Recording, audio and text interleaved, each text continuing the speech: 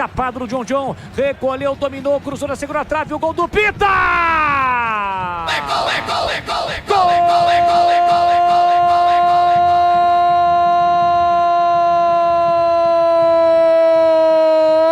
Do Red Bull Bragantino!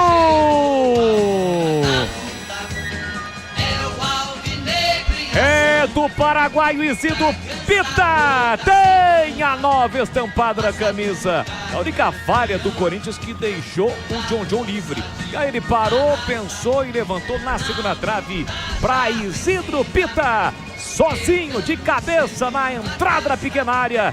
Indefensável para Felipe Longo. Recoloca o Bragantino na frente, vibra muito Isidro Pita. Bragantino 2, Corinthians 1, 47 segundo tempo.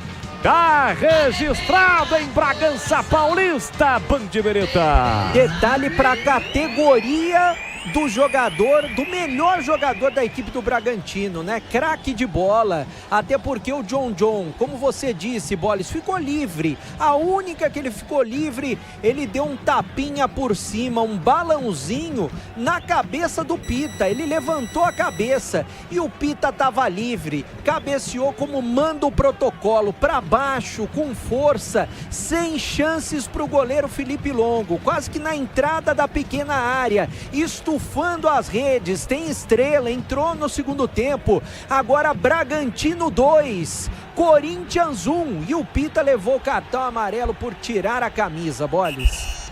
Tá na regra.